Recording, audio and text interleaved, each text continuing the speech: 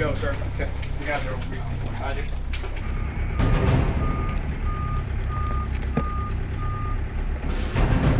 We just got information of a possible downed aircraft in the vicinity of Petersburg. All we have right now is a position from the locating beacon that the aircraft has. We also know that there were 7 people on board. Our aircraft is equipped with receivers that can pick up the 406 beacon, so on this case we're going to actively be monitoring those frequencies to make sure that we can pick up that transponder and it'll get us right on the spot. Alright guys, so let's assume this is an actual plane down and there's people there. If everybody's fine, we can take them to Petersburg. If somebody needs medical attention, we're probably going to take them to Juneau. Is there anything that you think we should be thinking about there, Dave? Yeah, just triaging, how many people can fit in here. We got 2 litters, so 7 people. Yeah, let's hope for the best. Anytime you hear 7 people, then you start thinking for a mass casualty. Extra medical gear, extra litters and backboards. Downed aircraft, you start thinking about wreckage and fire hazards and maybe some tools to be able to cut through some of that wreckage. Are we picking anything up on 406 yet, sir? Negative. I'm going to start my descent. I've got the area in sight to where we're headed. Cabin doors for the ramp. Cabin doors open. Cabin doors open, locked. I can't see that side over there, Jim. That's the only thing. I can see there's this first ridge and then the second ridge behind it. As we flew across Frederick Sound, I could see the weather system in the valley. Essentially, the whole east side of the sound was consumed in fog. This was kind of disconcerting because, you know, we're going to have to go in there to start looking. So the problem is as we crossed the shoreline, the ceiling started to drop. We essentially came into about a 200-foot hover, which put us about 20 feet over the trees, and we slowly, incrementally crept up the valley. Kind of a critical maneuver in the aircraft, not a great flight regime to be in, but we needed to get to that position to locate the beacon and hopefully the crash site. Freaks me out being in the door flying around the mountains like this. All right, we're going to creep through here real quick. We're looking for broken trees, anything that would be a telltale sign of, no. All right. We've started getting a DF on 121.5. Roger. But the area is just closed in with fog, so we can't get there yet. We had been on scene about 40 minutes before we can get our first plane pass through the valley. And you know, it's very disheartening to know that you have a position, you can't fly to it because of weather. You know that there's people out there that need your help, but we also have to worry about the safety of the aircraft and the air crew, because if we end up in the trees, we can't help anybody. So we needed to make smart decisions, get in there safely to be able to effect the rescue. We're pretty much over the spot. We were right there. Yeah, the 406 is over here. First step is obviously finding the crash, which sometimes can be the most difficult due to the weather here. The fog was so thick, we were nearly 500 feet from their position, and we couldn't even see the mountain. All we could see was fog. It's frustrating. The woods is really thick, and the weather's not cooperating, and you know people are down there and they're in distress, and seconds count. Got him in sight. Got him, sir. Got control.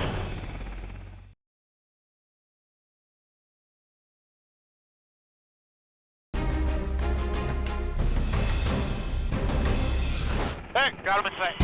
Got him, sir. Got control. Hey, Dave, will you call Sector tell him we located him? Be advised, we have located a person down here. We launched on a downed aircraft with 7 people on board. Once we saw him, we started talking about hoisting right away. It was going to be a max height hoist, and the terrain was very rugged, lots of trees. It was on a mountainside. It was going to be a difficult hoist, for sure. All right, Dave, let's get you ready. Roger that, sir. It's hard to tell what that slope's doing, Dave. It's pretty steep. Mr. Gibson said that he spotted someone. It's a huge lift off us, knowing that we found them, they were there, and we can now do our job. Mr. Anderson decided that we wanted to do a harness deployment of the rescue swimmers and land. The biggest problem with that was that our hoisting area was maybe about, I'd say, 5 feet by 5 feet, and we're doing a hoist from around 200 feet. Dave, you feel good squaring up that hill if we put you right between those 2 logs? Yeah, that's not too bad, sir. I feel good doing that. All right, anything happens, guys, we're going in the creek bed right there. That's where I'm putting it. Roger. Man, where did they freaking crash at? I wonder if it's up. Dude, I think it's, you see right out your door, right to the right of it, there's something on the ground. They must have just nosed it in. Yeah, I can't even see. When we decided to hoist, we didn't have a visual of the actual plane crash. We just had one survivor on the ground. And so the plan was to lower me down with the EMT kit and make contact with the survivor. And then I was going to radio back the situation to the helicopter from there. Source coming over outside cabin door for load check. Load check, swimmer. Load check, please. Source going down. 100 feet. Source below the aircraft. Source going down. As I was getting lowered down, the sheer height of the hoist was kind of in the back of my mind, and I knew I'd be getting lowered down through some trees, but I had full confidence in Newkirk. We worked together a lot. I was just ready to get down there and help him out as soon as possible. Make sure you don't come down or anything. We're about 10 feet from a tree below us. Yeah, Roger. Can you come easy right, sir? Yep. Source on deck. Once I got on the ground, it looked completely different from the air. It was much more treacherous than I had saw. There was a lot of debris, big down trees, and it was a lot steeper and muddier than we had anticipated. I knew it was going to take all my physical and mental abilities to make it through this sarcase. Jim, clear on that tree there? You're clear above it. Don't descend at all. 6038 swimmer, made contact with this gentleman. It is confirmed one person is dead. There are other people who can walk, and I'm going to go with him to the crash site. Over. And roger that. Once you get to the crash site, give us a update on who is ambulatory and who's not. I made my way to the survivor. I asked him what was the condition of the other survivors, and he told me that there was one person that he thought was dead, and there was one person with a back injury and a possible broken leg, another person with a possible broken back, another person with a broken wrist and a possible broken back, and 3 other people all had cuts and bruises and were in some pain. They had been there for over 5 hours. The aircraft was wedged in between 2 trees with both wings ripped off, about 8 feet off the ground. The burning smell is what really got to me and what made the situation even more dire. Okay, I have one litter rigged and ready. Now let's get the other one. Right off the bat, I assembled one of the litters and I hoisted that litter down as quickly as I could. Came back into the cabin. I reconfigured the cabin again, assembled a second litter, and sent that litter down. God, it was a bad decision to do my shoulder workout yesterday. They hoisted down the litter to me for the first survivor, which was the female with the back injury and the broken leg. I had to explain to her that it was going to be very painful for me to pick her up and put her in this litter. She was really brave, and I picked her up and got her strapped up in the litter. There was debris flying everywhere from the trees and getting thrown around from the ground. I felt bad for her because she was getting debris thrown on her, so was I. But her best chance of survival was rapid extraction. There's coming inside the cabin. Move the basket really quickly. And there's coming inside the cabin. So what we came up with was that we were going to litter the broken leg patient and then basket the broken arm patient. Get those folks back to Petersburg and get them to the ambulance while Dave packaged up the back injury. We formulated that plan, and then we would go back to Petersburg and come back and pick up the remaining survivors and Dave. Oh man, this is gonna be the hard part.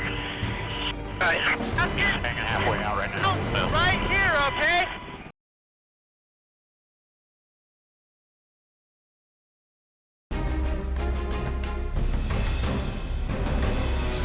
Oh man, this is gonna be the hard part.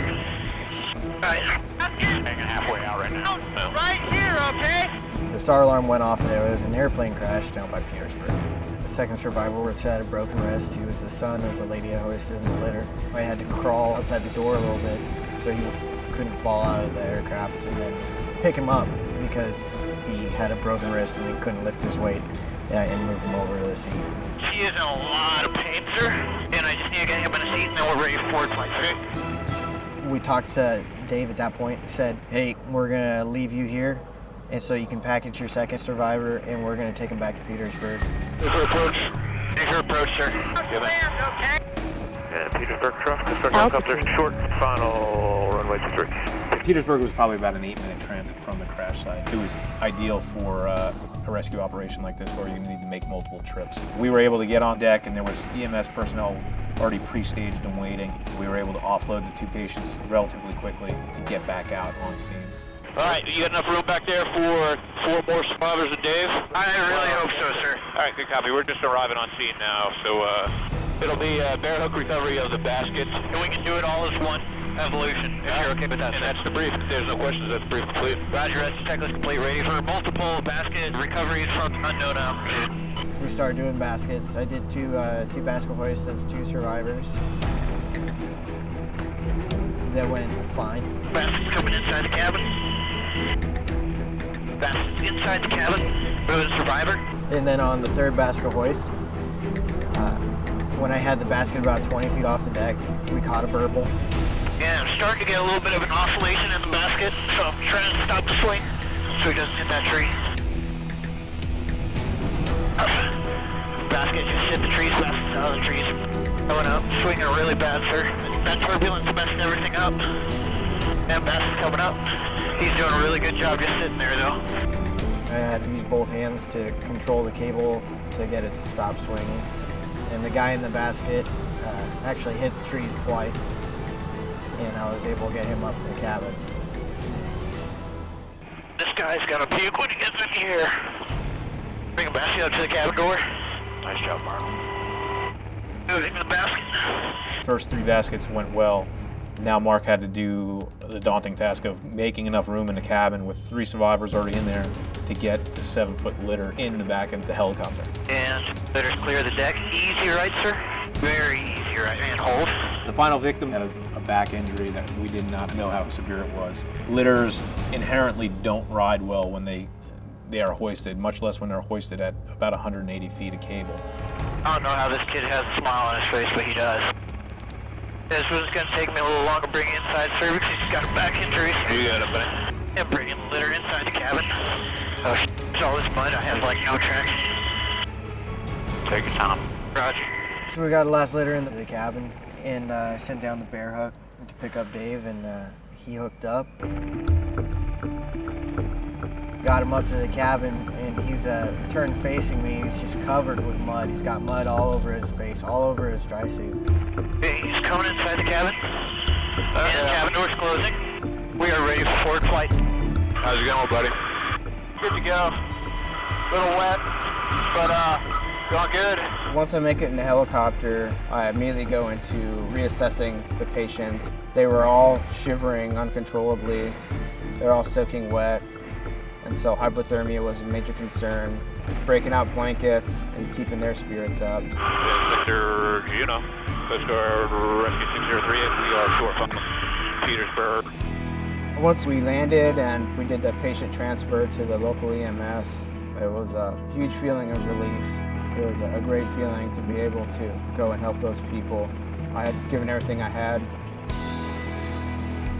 Missions like these, they're an extreme circumstance, but the individuals in the Coast Guard are of the highest quality. It makes me really proud to be a member here. This particular case just goes to show that anytime the alarm goes off, you never know what's going to happen. Aside from the one man who died, we were able to locate the survivors, provide medical care, and extract them out within probably less than 6 hours from their crash, which here in Southeast Alaska is nothing short of a miracle.